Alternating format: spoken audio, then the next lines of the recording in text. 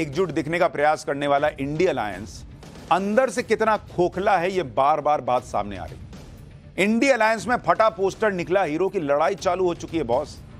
हमने कल ही आपसे कहा था कि अखिलेश यादव राहुल होने से असहज महसूस कर रहे हैं, ऐसा लगने लगा है। उन्हें लगता है कि इंडी के हीरो वो हैं बॉस, यूपी में तो उन्होंने परफॉर्म किया, लेकिन यहां तो एक और हीरो की एंट्री हो गई। फटा पोस्टर निकला हीरो, और ये हीरो हैं ममता बनर्जी के भतीजे अभिषेक बनर्जी। कल से टीएमसी के नेता अभिषेक बनर्जी के लोकसभा में दिए बयान की चर्चा करते नहीं थक रहे। अभिषेक बनर्जी को जमकर चमकाया जा रहा है कि भैया गजब कह दिया, गजब बोल दिया, यही तो हैं और कौन। यानी हारे हुए इंडी गठबंधन में एक और हीरो की एंट्री हो गई। राहुल गांधी को हीरो बना ही रहा है पूरा इकोसिस्टम।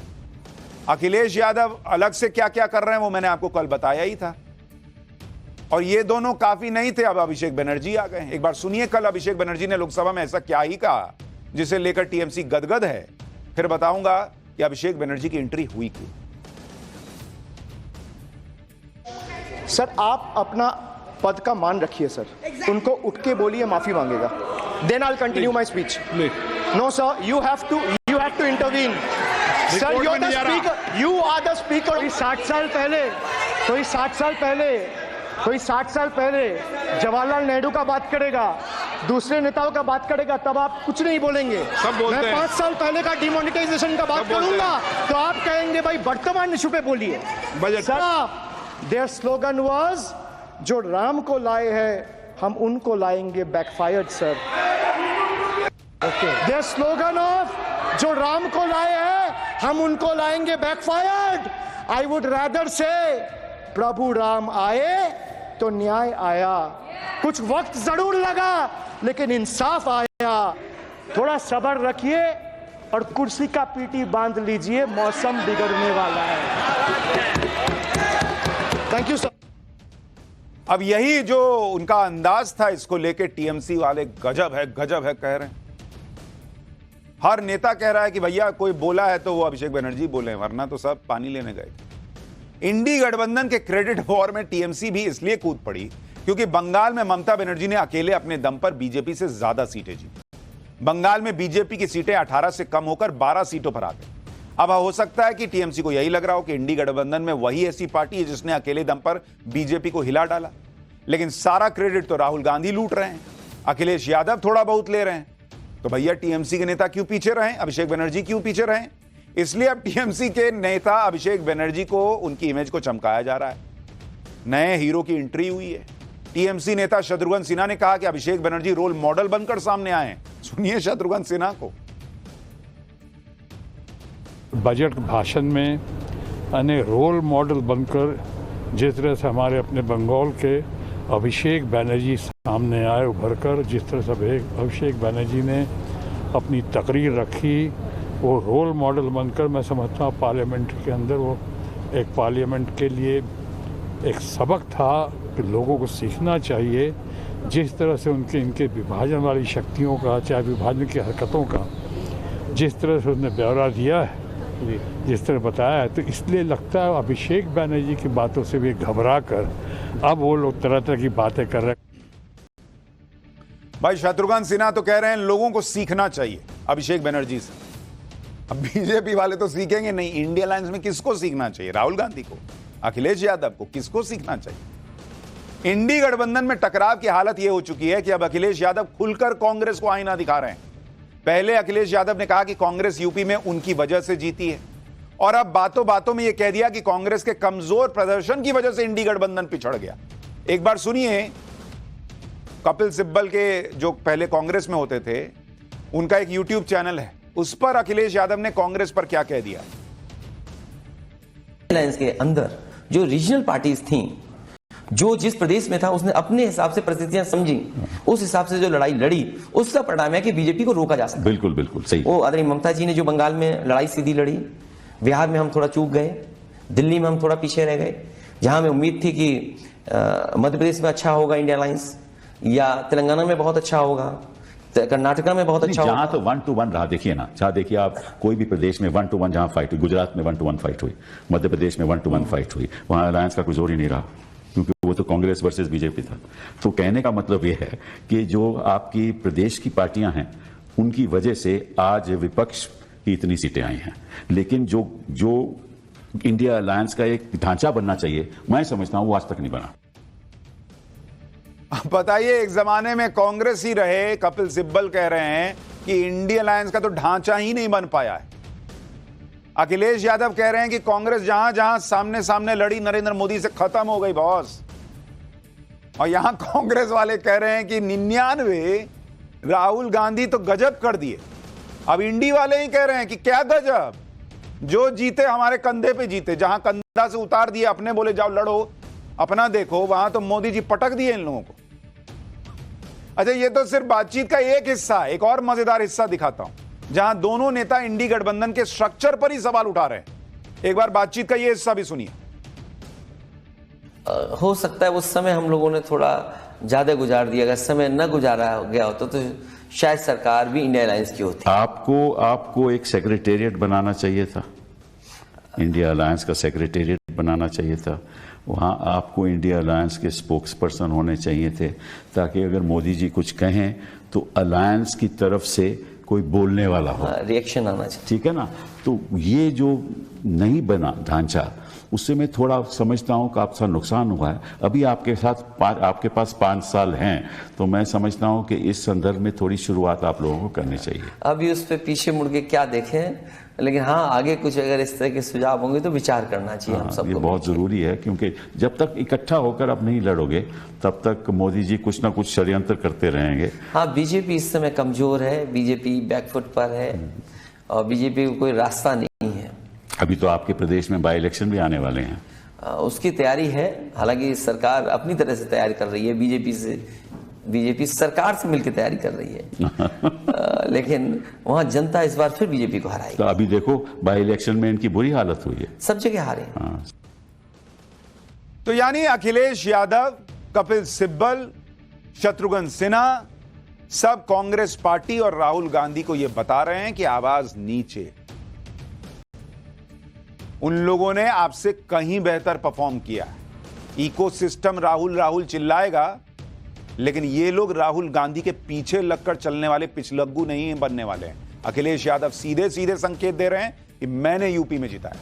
ममता बनर्जी, अभिषेक बनर्जी को आगे करके साफ साफ संकेत दे रही हैं कि भैया सिर्फ वन मैन एजेंडा नहीं चलेगा कि राहुल गांधी आगे आगे चलेंगे, बाकी पीछे चलेंगे। इंडिया अलायंस के अंदर जो धमाके हो रहे हैं वो तो आप देख ही रहे हैं, लेकिन अब बताता हूं उस धमाके के बारे में जो मैंने आपसे शुरू में कहा था कि प्रधानमंत्री नरेंद्र मोदी कहां हैं और वो कल कौन सा धमाका करने वाले हैं। दरअसल कल करगिल विजय दिवस है और इस मौके पर पीएम मोदी कल करगिल जाने वाले हैं और वहां पर करगिल युद्ध स्मारक पर जाकर जवानों को श्रद्धांजलि अर्पित करेंगे।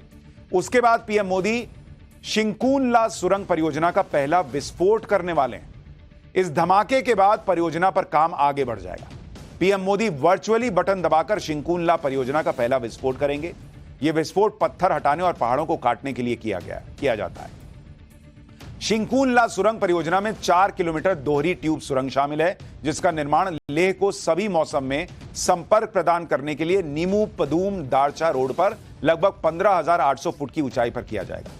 पूरी तरह बन जाने के बाद यह दुनिया की सबसे ऊंची सुरंग होगी। यानी इंडिया अलायंस खिचड़ी पकाने में व्यस्त है कि बिहार को सब मिला, बिहार को कुछ नहीं मिला, बिहार को सब मिला, बिहार को कुछ नहीं मिला।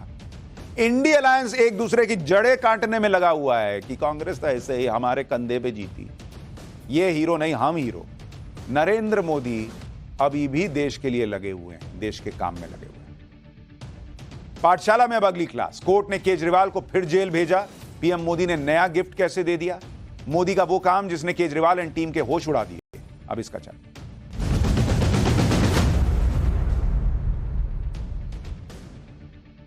लोकसभा चुनाव के नतीजों में इंडी गठबंधन ने भ्रम की राजनीति, नुकसान बीजेपी को उठाना पड़ा। अब इंडी गठबंधन को लग रहा है कि ये तो हिट फॉर्मूला है, इससे तो आगे जारी रखा जा सकता है। जैसे अरविंद केजरीवाल इंडी गठबंधन की भ्रम की राजनीति का एक नया एजेंडा बन गए। दरअसल आम आदमी पार्टी की तरफ से पिछले कई दिनों से नैरेटिव सेट किया जा रहा है कि तिहाड़ जेल में अरविंद केजरीवाल की जान से खिलवाड़ हो रहा है। आम आदमी पार्टी के नेताओं ने यह तक कह दिया कि अरविंद केजरीवाल कोमा में जा सकते हैं, जबकि खुद तिहाड़ जेल प्रशासन केजरीवाल की सेहत को लेकर लग रहे आरोपों की सच्चाई बता चुका है। और वजन घटने के आरोपों की हकीकत बता चुका है, जिसके बारे में हमने आपको पाठशाला में विस्तार से बताया था। लेकिन अब इंडी गठबंधन केजरीवाल की सेहत को लेकर बनाए जा रहे आम आदमी पार्टी के नैरेटिव में शामिल हो गया है। आम आदमी पार्टी का दावा है कि 30 जुलाई को दिल्ली के जंतर मंतर पर इंडी गठबंधन केजरीवाल की सेहत से हो रहे खिलवाड़ को लेकर बड़ी रैली करने वाला। इंडी गठबंधन की इस रैली पर दिल्ली की मंत्री आतिशी को सुनिए, फिर आपको बताऊंगा बीजेपी ने इंडी गठबंधन के इस प्रोटेस्ट को लेकर क्या कहा। अरविंद केजरीवाल जी का शुगर लेवल 34 बार 50 तक पहुंच गया।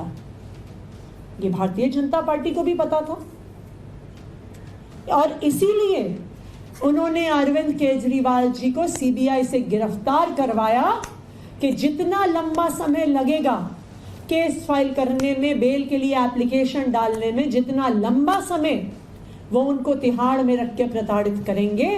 भारतीय जनता पार्टी चाहती है कि अरविंद केजरीवाल जी के स्वास्थ्य को कोई परमानेंट डैमेज हो जाए और इसीलिए इंडिया ब्लॉक की सभी पार्टीज अरविंद केजरीवाल जी की जो कस्टडी है और अरविंद केजरीवाल जी की जो कस्टडी में जिस तरह से उनके स्वास्थ्य को खतरा हो रहा है उस पर मिलकर प्रोटेस्ट करेंगे।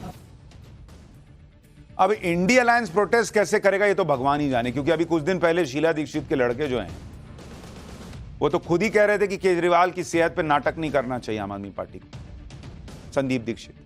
खैर, बीजेपी ने तिहाड़ जेल में बंद केजरीवाल की सेहत को लेकर लगाए जा रहे आरोपों पर सवाल उठाए। बीजेपी सांसद मनोज तिवारी ने कहा कि तिहाड़ जेल दिल्ली सरकार के अंदर आती है और अगर वहां केजरीवाल की सेहत से खिलवाड़ हो रहा है तो सवाल उठता है कि कहीं उनकी पार्टी के लोग ही उनके खिलाफ साजिश तो नहीं कर रहे। मनोज तिवारी को सुनिए, फिर आपको तिहाड़ जेल में बंद अरविंद केजरीवाल को लगे बड़े झटके के बारे में बताऊं। अरविंद केजरीवाल जी का स्वास्थ्य जिस जगह पे गिर रहा है वो भी जगह अरविंद केजरीवाल जी के शासन में, जिस जेल में वो बंद है अपने कर्मों से बंद है, मगर वो जेल का मंत्री कौन है तो उन्हीं की आम आदमी पार्टी के एक कार्यकर्ता के जेल मंत्री हैं। अब अगर उन्हीं के अपने ही जेल में उनका स्वास्थ्य गिर रहा है तो ये चिंता का विषय है कि क्या उनकी पार्टी के लोग अरविंद केजरीवाल के साथ कोई साजिश कर रहे हैं। बीजेपी अब आम आदमी पार्टी के अंदर केजरीवाल के खिलाफ साजिश तो नहीं हो रही, इसका सवाल उठा रही है। लेकिन एक तरफ आम आदमी पार्टी इंडी गठबंधन के साथ मिलकर अरविंद केजरीवाल की सेहत को लेकर माहौल बनाने में जुटी है, वहीं दूसरी तरफ तिहाड़ जेल में बंद अरविंद केजरीवाल को शराब घोटाले से जुड़े केस में बड़ा झटका लगा है। आज अरविंद केजरीवाल और मनीष सिसोदिया के अलावा बीआरएस नेता के कविता को वीडियो कॉन्फ्रेंसिंग के जरिए कोर्ट में पेश किया गया। सुनवाई के बाद दिल्ली की राउज एवेन्यू कोर्ट ने ईडी से जुड़े केस में केजरीवाल की कस्टडी 31 जुलाई तक बढ़ा दी। असल में ईडी के मामले में केजरीवाल को सुप्रीम कोर्ट से 12 जुलाई को अंतरिम जमानत मिल चुकी है, लेकिन तिहाड़ जेल में बंद केजरीवाल की तरफ से अभी तक इस मामले में बेल बॉन्ड ही नहीं भरा गया है। वहीं दिल्ली शराब घोटाले से जुड़े सीबीआई के मामले में कोर्ट ने केजरीवाल की कस्टडी 8 अगस्त तक बढ़ा दी। अरविंद केजरीवाल के साथ ही कोर्ट ने मनीष सिसोदिया और बीआरएस नेता के कविता की न्यायिक हिरासत भी 31 जुलाई तक बढ़ा दी। लेकिन शराब घोटाले से जुड़े केस में बीआरएस नेता के कविता को लेकर जो नए खुलासे हुए हैं उससे अरविंद केजरीवाल और आम आदमी पार्टी की भी मुश्किलें बढ़ सकती हैं। दरअसल के कविता को लेकर सीबीआई ने सप्लीमेंट्री चार्जशीट दाखिल की है, जिसमें सीबीआई का दावा है कि के कविता ने न केवल दिल्ली शराब घोटाले में रकम हासिल की, बल्कि उन्होंने साल 2021-22 में आम आदमी पार्टी के चुनाव प्रचार में इस्तेमाल किए गए कथित पैसों को गोवा भेजने में भी भूमिका निभाई। आरोप है कि इसी रकम का एक बड़ा हिस्सा आम आदमी पार्टी ने साल 2022 में हुए गोवा विधानसभा चुनाव में खर्च किया। सीबीआई ने चार्जशीट में कहा कि के कविता के सहयोगी अभिषेक बोइनपल्ली और पीए अशोक कौशिक हवाला के जरिए गोवा तक पैसे ट्रांसफर करने में शामिल थे। सप्लीमेंट्री चार्जशीट में सीबीआई ने शराब घोटाले में मनी ट्रेल के सबूत मिलने का दावा किया है, जिसमें साउथ ग्रुप को हुए प्रॉफिट का जिक्र किया गया। सीबीआई ने आरोप लगाया कि आरोपी बोइनपल्ली की कंपनी ने एक कर्मचारी अरविंद कुमार सिंह ने 7 करोड़ 10 लाख रुपए ट्रांसफर करने के लिए एक मीडिएटर का काम किया और यह रकम गोवा चुनाव में आम आदमी पार्टी का फंड मैनेज कर रहे चरणप्रीत तक पहुंचाई गई। आगे सीबीआई ने कहा कि वो हवाला ऑपरेटर देवांग सोलंकी के बयान, उसके मोबाइल फोन के कॉल रिकॉर्ड, अरविंद कुमार सिंह के बैंक खातों की डिटेल और व्हाट्सएप चैट के जरिए रुपए के ट्रांसफर को साबित कर देगी। यानी सीबीआई कॉन्फिडेंट है कि वो सब साबित कर देगी। सप्लीमेंट्री चार्जशीट में किए गए इन दावों पर सुनवाई के दौरान सीबीआई की स्पेशल जज ने कहा कि मामले में केस की सुनवाई आगे बढ़ाने के लिए पर्याप्त सबूत मौजूद हैं। ऐसे में अगर मनी ट्रेल साबित हो जाता है तो के कविता ही नहीं बल्कि शराब घोटाले के केस में अरविंद केजरीवाल का भी जेल से बाहर आना मुश्किल हो जाएगा, क्योंकि 27 जुलाई को दिल्ली हाईकोर्ट में शराब घोटाले से जुड़े मामले में अरविंद केजरीवाल की जमानत पर सुनवाई होनी है और सीबीआई की तरफ से यह दलीलें हाईकोर्ट में भी रखी जा सकती है। लगता है आम आदमी पार्टी के नेता यह समझ चुके हैं कि फिलहाल अरविंद केजरीवाल का तिहाड़ से बाहर आना मुश्किल है। सेहत बिगड़ने और वजन कम होने के आरोप पर भी खुद दिल्ली के एलजी कह चुके हैं कि केजरीवाल डाइट ही फॉलो नहीं कर रहे, जानबूझकर कम कैलोरी ले रहे हैं। लेकिन आम आदमी पार्टी केजरीवाल को लेकर संसद तक माहौल बनाने में लगी है। आज राज्यसभा में बजट पर चर्चा के दौरान सांसद संजय सिंह ने अरविंद केजरीवाल और आम आदमी पार्टी के दूसरे नेताओं की गिरफ्तारी का मुद्दा उठाने की कोशिश की। सुनिए वो क्या डिमांड कर रहे हैं। जेलों को भी इन्होंने कम बजट दिया। अरे जेल का बजट तो बढ़ा दीजिए, 300 करोड़ रुपए जेल का बजट बढ़ा दीजिए। अरे अभी हमको जेल में भेजा है, कल तुमको जेल में आना है, तुम सबको जेल में आना है। जेल का बजट बढ़ा दो, जेलों को ठीक कर दो, अगला नंबर तुम्हारा है, तुम्हें जेल में आना है, कम से कम जेलों को तो ठीक कर दो, अगला नंबर तुम्हारा। मैं जेल के बजट पे बोल रहा हूँ मानवर, मैं जेल के बजट पे बोल रहा हूँ। 300 करोड़ दिया, इनको जेल में आना है। वन सेकंड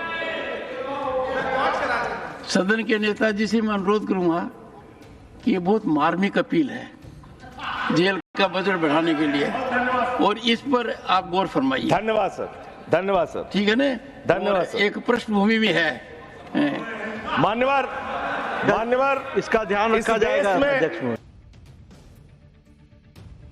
तो आम आदमी पार्टी के सांसद कह रहे हैं कि जेल का बजट बढ़ाइए, जेल में और सुविधाएं दीजिए, बहुत लोग अभी जाने वाले हैं जेल।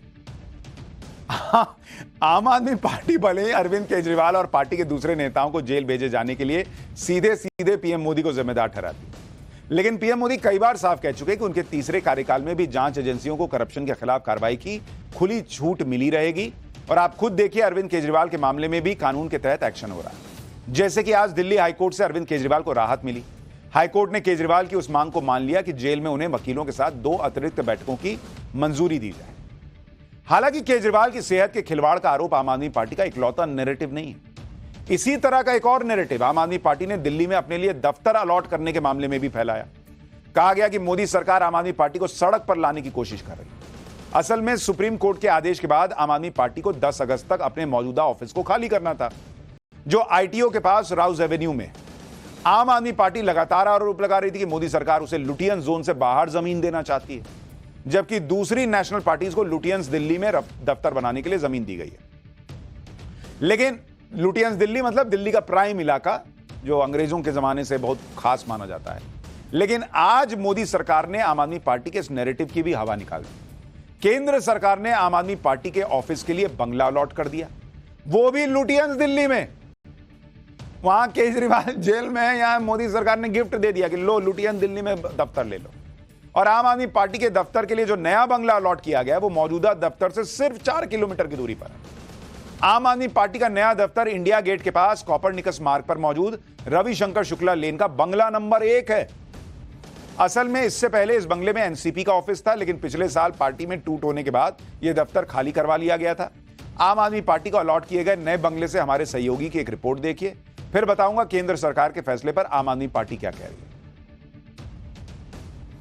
बंगला नंबर 1 रविशंकर शुक्ला लेन, अब ये होगा आम आदमी पार्टी का नया पता। और तस्वीरें आप देख रहे हैं इसी पते की, जिस पर थोड़े दिन बाद आम आदमी पार्टी का दफ्तर बन सकता है। उसकी वजह ये कि अभी तक आम आदमी पार्टी का जो दफ्तर था वो 206 राउज एवेन्यू में था। केंद्र सरकार की तरफ से अब ये घर, ये बंगला आम आदमी पार्टी के दफ्तर के तौर पर अलॉट किया गया है। लेकिन आम आदमी पार्टी यहां आएगी या नहीं, अभी ये साफ नहीं है। आम आदमी पार्टी की तरफ से कहा गया है कि वो पहले देखेंगे जाकर कि क्या उनकी पार्टी इस बंगले में शिफ्ट हो सकती है, कोई दिक्कत तो नहीं आएगी। उसकी वजह यह है कि इसमें 6 कमरे बने हुए हैं। अभी जहां आम आदमी पार्टी का दफ्तर है, यानी कि 206 राउज एवेन्यू, वो जगह थोड़ी बड़ी है।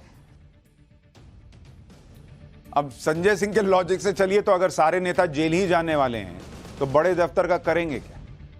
खैर, आम आदमी पार्टी के नेता और दिल्ली सरकार में मंत्री सौरभ भारद्वाज इस मामले में अब भी राजनीति करने से नहीं चूके। सौरभ भारद्वाज ने आरोप लगाया कि मोदी सरकार ने उनकी पार्टी को सड़क पर लाने के लिए कोई कसर नहीं छोड़ी और कोर्ट के दखल के बाद उन्हें दफ्तर के लिए जगह अलॉट हुई। सुनिए एक बार इनको भी। आज हम नेशनल पार्टी हैं, हम एक और दफ्तर के लिए क्वालिफाई करते हैं नेशनल पार्टी होने के नाते, वो भी नहीं दिया जा रहा था और कोशिश ये की जा रही थी कि आम आदमी पार्टी को उसके दफ्तर से निकाल के सड़क पे ला दिया जाए, पार्टी को कुचल के ख़त्म किया जाए। ये तो एक बहुत सामान्य शिष्टाचार है राजनीति के अंदर। इतनी शुचिता तो चाहिए थी कि आप एक पार्टी को उसका ऑफिस एलोकेट कर दें, उसके लिए भी अगर हमें कोर्ट जाना पड़ रहा है तो ये बहुत दुर्भाग्यपूर्ण है। तो सब कुछ इनके लिए दुर्भाग्यपूर्ण ही है, लेकिन दुर्भाग्यपूर्ण होते हुए भी लुटियंस दिल्ली में दफ्तर मिल रहा है, उसमें भी खुश नहीं है। खैर, इन पर जो आफत आई हुई है, नेता जेल जा रहे हैं, वो तो दिख ही रहा है। देश में एक दूसरी आफत आई।